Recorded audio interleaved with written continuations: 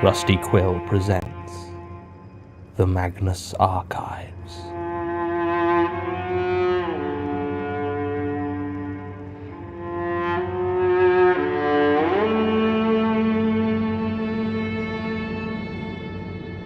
Episode 65, Binary.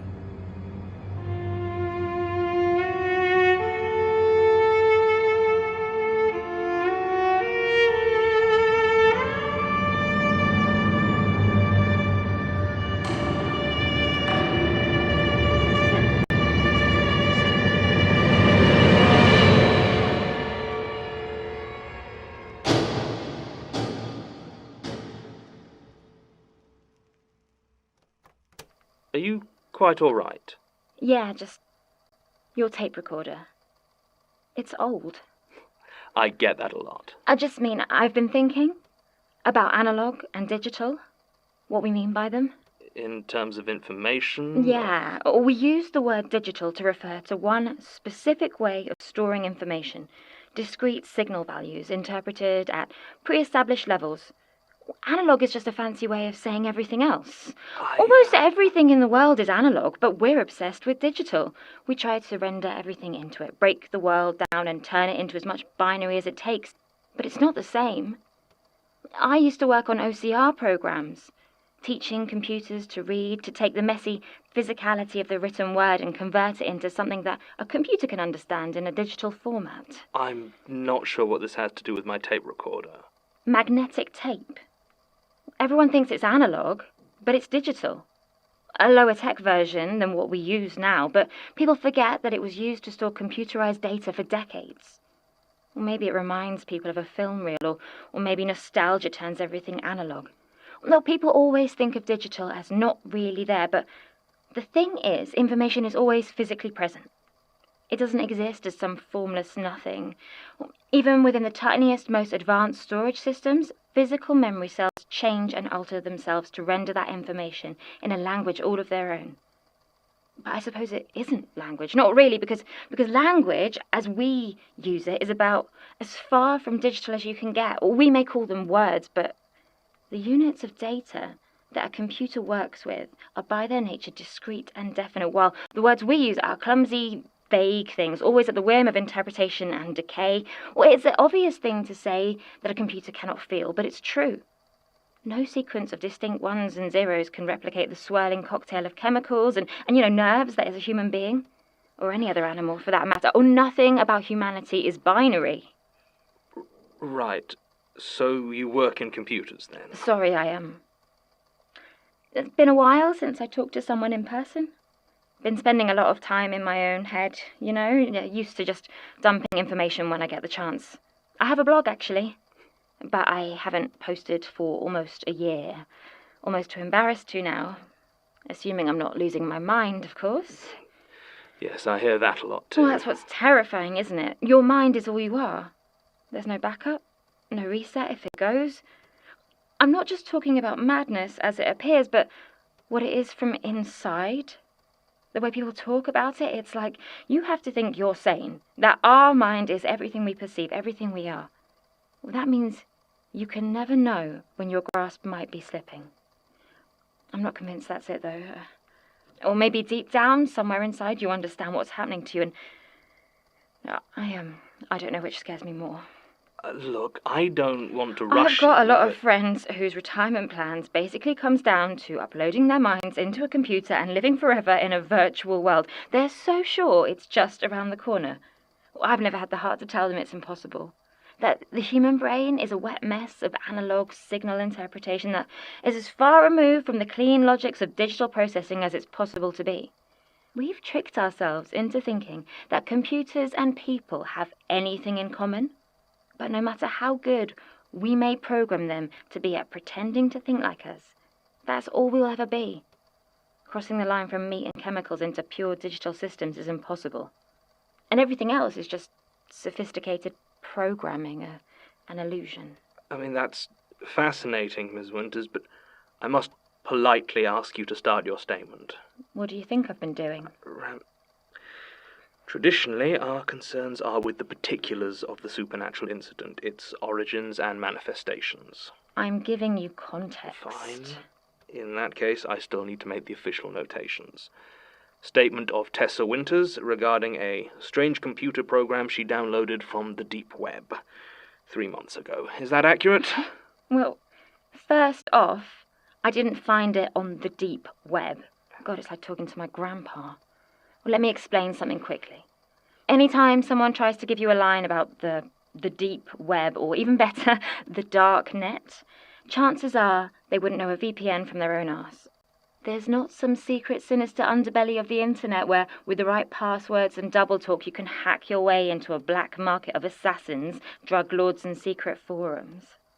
It's just that some websites want you to be a bit more security-minded and need you to use the right, software, so you're not monitored. I mean, yes, there's drug stuff on there, but it's mostly just paranoid geeks who don't want to be caught pirating Photoshop.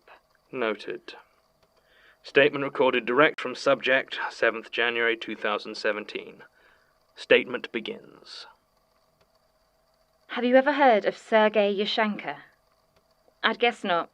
He's one of the less well-known online spook stories, and you don't look like you're a regular presence in the chatbot or neural net communities. The story goes back to about 1983, during the first home computer boom. There was this programmer by the name of Sergei Yashenka. I don't know if that's his real name, probably not, since Yashenka is a type of furry Russian hat, and he probably never actually existed, but he was supposed to have been a real digital guru. Well, according to the story, he got sick. In most versions, it's brain cancer, but some say early onset Alzheimer's or some sort of undiagnosed brain infection. Point is, it was killing him and it affected his brain. Now, Sergei didn't want to die. The idea of death terrified him, and whatever was eating his mind gave him the idea to try and save his consciousness, to upload his brain. Well, the next bit, it depends on how ghoulish a version of the story you're told. In some, he spends a fortune in every last hour of his last months trying desperately to code his own mind into his system, and he ends up lying dead at the keyboard, decomposing fingers still tapping away the last slivers of himself. Other versions get a bit more grotesque, handwritten code in his own blood feeding into the machine. I even heard one where he took the direct approach, removed the casing of his computer, carved off the top of his skull, and used the last ounces of his strength to impossibly shove his own deceased brain right into the circuitry. Whatever version you're told, the story goes that it actually worked, and the police found a pile of floppy disks full of impossible code next to the mutilated body of Sergei Yashenka. I'm sure you can guess the next bit. First on floppy disks, then later on CD, and eventually downloaded directly. Sergei Yashenka has been a running prank for people who like to code, text parsers, and chatbots. They're not unlike screamer videos, just a lot slower and ideally subtler. You create a program which appears to be a chat window with a stranger who identifies themselves as Sergei. The responses should be as naturalistic as possible to begin with, and in the best ones, it's hard to tell if you're talking to a bot for the first minute or two. But then the responses start to break down, become more sinister, and keep referring to how much pain Sergei is in. Eventually, the only response the bot gives you is screaming and pleas to be released. The idea is that the chatbot is Sergei Yashenka's mind, and he doesn't like being in a computer nearly as much as he'd hoped. If it's well executed, it can be genuinely quite unsettling. The only two consistent details across all of them are a particular image of a heavily pixelated screaming face and the phrase, "The angles cut me when I try to think," which marks the start of the bot's descent into madness. Well, as far as I know, these two things have been consistent right back to the earliest versions of Sergei Yashenka. Like I say, it's quite a niche legend, but within certain communities, everyone's tried their hand at making a Sergei Yashenka at least once, or even I looked into it once or twice, and I'm only really on the fringes. I've done a few projects with basic neural nets, but I'd never really tried my hand at a chatbot and gave up after a couple of hours. I used to love them. The whole thing really hit my sweet spot between creepy and nerdy. And if I found myself up at 4 a.m. after watching too many YouTube ghost videos, I'd often go on the hunt for a new one. So when I got a notification from the bot group I'm part of, and it was just a link to a file named yashankarsdespair.exe, I didn't hesitate. I downloaded it almost immediately. It was a bit disappointing to see it was a tiny file, or barely over a megabyte. Well, that didn't bode well for the experience, but I was still keen to give it a go later that night when the ambience was better. I looked back at the post and saw that underneath it was comment after comment telling the OP that they'd posted a broken link. I shrugged it off at the time, but looking back, I think I was probably the first person to click it, and the only one it worked for, just unlucky, I guess. I forgot about it for a while, but I didn't have anything scheduled for the next day, so I spent most of the evening drinking and messing about online. It was about 2 in the morning when I remembered what I had waiting in my downloads. I looked out at the dark, empty street below, and a pleasing shiver ran up my spine. I decided I was in the perfect mood to have a chat with Sergei Yashanka. Opening the program brought up a chat window. It wasn't like most of the others I'd seen. It looked closer to an old-school text adventure with just a flashing line to indicate where to type your text, white on black. Aside from that, the window was empty.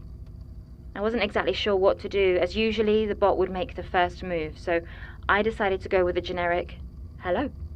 There was no way the bot didn't have a response program for that. I waited, but there didn't seem to be any response. That was fine. Often these things were programmed with waiting times to give the impression of thinking or composing a response. After about 15 seconds, I'm about to give it up as non-functional and close it when the answer comes. It's gibberish, just a mess of symbols and letters like it was using the wrong characters, or some of them weren't even ASCII. I didn't have time to really process it though, as they were generating quickly and soon filled the whole screen. They weren't static either, but changing and scrolling and it's going to sound weird, and it was only for a moment, but I could have sworn I saw some of the symbols twitch, like they were in pain. It was making my eyes hurt to watch, and I started to feel dizzy, but I couldn't bring myself to look away. Even then, I thought I was just looking at a very well done horror set piece, especially when I started to notice a handful of English words popping into the wall of shifting text for a second or two at a time. One of them read, "Help, help, help," all run together, and another, "It peels my mind like knives." My mouth was dry and my hand was shaking. But even then, all I could think was how good this was. I was genuinely impressed by how unsettled it was making me. It was the laptop's fan that finally got me. I gradually realized that it wasn't making its normal whirring sound anymore. It had changed to something harsher, less healthy sounding, like it was desperately trying to expel air. It sounded like someone breathing out diseased lungs, pushing and straining and never stopping to take anything back in. It was only at that point that the possibility of malware really occurred to me. I didn't know how it would make my laptop fan sound like that, but my computer wasn't acting right. I tried to exit the program and, predictably enough, it wouldn't close. So I crashed it, planning to have a look through in safe mode. Sure enough, the lights went dark and the groaning sounds of the fan died, but the white text on the screen wasn't going anywhere. Now that, I knew, was impossible. Or maybe there might have been some way to keep it frozen on the screen when the computer turned off, but to have it keep changing and morphing when there was clearly no power running through it, well, if it's possible, I don't know how you do it. More words popped in and out of existence. You wanted to talk, and hi, over and over again. Then all at once, the screen was filled with an image. It was grainy, like a very early webcam. The camera appeared to be lying on a table, looking up at a balding man. He appeared to be in his late 30s, I thought, and was shirtless, with a face frozen in pain or distress. Then he moved, and I realized I must be watching a video file. The man was crying. There was no sound, but I could see great heaving sobs that sent his whole body shuddering. He stared into a computer monitor, the edge of which I could just about see. He seemed to be sat in the dark, and His face was solely illuminated by the screen in front of him. I watched with mounting dread as the video continued. He reached down to what I assumed would have been the keyboard, but he didn't seem to be typing. Instead, there was a sudden jerking motion, and he raised his hand to reveal one of the keys that he had apparently torn off. He brought it to his mouth and began to eat it. I could just about make out the snap of his jaw as the hard plastic shattered between his teeth. And as he reached for the next one, I could see a trickle of blood from his lips. Well, that was more than enough for me. I slammed the laptop shut and pushed it away. I decided that whatever was happening could wait until daylight. I turned on all the lights in my room and sat in an armchair drinking until I passed out, trying not to think about Sergei Yashenka. I don't know how long I slept for, but it can't have been more than an hour or two, since it was still fully dark when I was woken by a snapping, crunching noise. I opened my eyes to see my TV screen on. It was showing that same video, the washed-out, grainy blue making details almost impossible to distinguish, but there was noise now, coming through my speakers. I heard him crunching and eating the keys as he snapped them off one by one. I tried to figure out how the program could have jumped from my laptop to my TV, which wasn't plugged in or networked to it. The only thing they had in common was the router, and that didn't make any sense, not unless someone was playing a really elaborate, really horrible prank on me specifically. And I'm not the nicest person, but I've never pissed anyone off that much. All the time I was trying to figure this out, the video kept playing. The man's breathing was labored and painful, and he was talking, muttering to himself, or maybe to me. There was no way to tell. I couldn't make out much through the mess he'd made of his mouth, and what I could hear, I didn't understand. He was talking about how it feels like thinking through cheese wire, and there's no feeling, but the no feeling hurts, and that it's cold without blood. He said that a lot. It's cold and it hurts. He spoke with a Russian accent. At one point, he stopped pulling at the keyboard and reached out in front of him to where the monitor would be. There was a sound of breaking, and he pulled back a shard of glass. I don't need to tell you what he did with it. The worst thing was, even though this meant the screen must have been shattered, somehow it was still illuminating his face. I unplugged everything. The TV, the router, the speakers, everything. Well, that seemed to stop it, at least for a while. I was in a bad way by this point, and I just left and wandered the streets until the sun came up. I didn't take my phone, just in case. That video was 17 hours long. I know this because it followed me until I watched all of it. Well, any time I used a computer, watched TV, or looked too long at a screen, there it was. Didn't matter if it was my own or someone else's. After a few minutes, whatever I was looking at would melt away, and he'd be back, continuing to slowly, painfully eat his computer. I tried to show it to a friend once, but he just looked at me like I was playing some weird joke. Only I could see it, apparently. I don't want to be mad. I don't think I am, but there's no way really to know, is there? After a month of this, I finally sat down and watched it through to the end. It was the longest day of my life, and by the end I felt so very sick. I almost threw up when he smiled. Finally, he lay down in front of the camera and said, "The maze is sharp on my mind. The angles cut me when I try to think." Then he stopped moving. I could see the top of his head then, and the back of it seemed to be missing. The picture stayed like that for about half an hour, and then the video ended. I haven't seen it since. I keep thinking about the idea of Uploading your mind into a computer? I said it was impossible. I still think it's impossible in the way we want it to be. But I can't stop wondering what it must be like to try and have thoughts, messy human thoughts trapped in the rigid digital processes of a computer. It must hurt, though not a sort of pain that we can understand. Is that enough?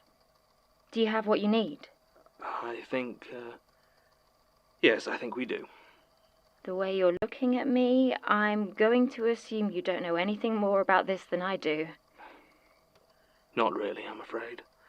I can talk you through some other encounters we've recorded with supposedly haunted computers, and I think one of our postgrad students is working on something about supernatural manifestations in technology, but I don't think we have anything else like this. Yeah, I figured. I just saw your post and thought, why not? And it does feel good to talk about it, you know? Yes, I very much understand. Oh, while I have you... Supplemental. It looks like my posting on a few of the more tech-savvy boards appealing for statements has worked. While the incident itself seems ultimately inconsequential, I was able to convince Tessa to have a look at Gertrude's laptop, claiming to have locked myself out. I don't know what she did, something about command lines and administrative privileges, but I now have access. I'm almost afraid. Hey, where did you put the... Oh, sorry. Didn't mean to disturb you while you were being suspicious. It's fine. No, I'll catch you when you're not scheming. No need to take that tone. What? Nothing. I'll see you later. No. What did you say? I said there's no need for the attitude. I know things have been difficult, Oh, but... they have they? Things have been difficult. You spent a month staring at that footage, double-checking every moment, timing every tea break, looking at me like I somehow staged it, but no, you're right. Things have been difficult. It just seems a little too convenient. Excuse me? I mean, the CCTV is so corrupted that the police can't just use it immediately, and then they happen to finish restoring it just when I start really digging into the murder. And if it was an option, why not clean it up when she first disappeared? And don't get me started on the lack of cameras in the archives. I know Eliash's whole spiel about signal degradation and installation issues, but I don't buy it. I mean, he got the CO2 system put in easily enough. Shut up. What? Shut up. Just stop talking. I'm sick of this. I'm sick of you. We didn't kill Gertrude, and no one wants to kill you, you pompous idiot. Now listen here. No. You listen for once. I was fine in research, happy. Then you ask me to be transferred here, and suddenly it's all monsters and killers and secret passages. Oh my. And the worst thing, the actual worst thing, is that no one here has my back. With any of it. Elias doesn't care. Martin just wants a tea party. And Sasha... Oh, and you're treating me like I'm somehow to blame for it all, like I didn't suffer the worst right alongside you. Well, excuse me, if my experiences have Your experiences? Fuck you! I got eaten by worms because of you. Well, what do you want? You want sympathy? You know what? Yeah, a little bit of basic sympathy would have been nice. Jane Prentice was not my fault. I did not bring her to the archives. Oh, but you went off the deep end afterwards, didn't you? Everything went to hell, and when you actually needed to be in charge, you just hid down here and played with your tape recorder. Well, what would you have me do? Anything. Anything that wasn't turning into a paranoid lunatic would have been fine. Anything that showed you could actually do your job. Well, Elias clearly thinks Elias should have fired you weeks ago. What? After everything you've pulled, you should be gone. But no, instead, we all get to talk about how you're feeling, because we're worried about our stalker boss. I can't do this anymore. Then quit. If you hate it so much, leave your post in the archives. Permanently. Are you firing me? I'm offering you a chance to quit. No notice period. I'll even make sure you get the rest of the month's paycheck. Just say the words. I want to. So do it. I can't. Why not? I can't. I don't know. Why can't I quit? I don't know. But I don't think I can fire you either. What? It's this place. I don't understand. Neither do I. I'm trying to figure it out. I've got the shape of it, but... I'm sorry, Tim. Truly I am. but I cannot and will not trust you. This place isn't right. You see that now. I don't know how or why, but there is something very wrong with the archives. And I don't know who here is a victim of it and who is an agent. So, what do we do? For now, I suppose we just do our jobs. I don't want to. No. I suppose I'll see you later. I suppose so. End supplemental.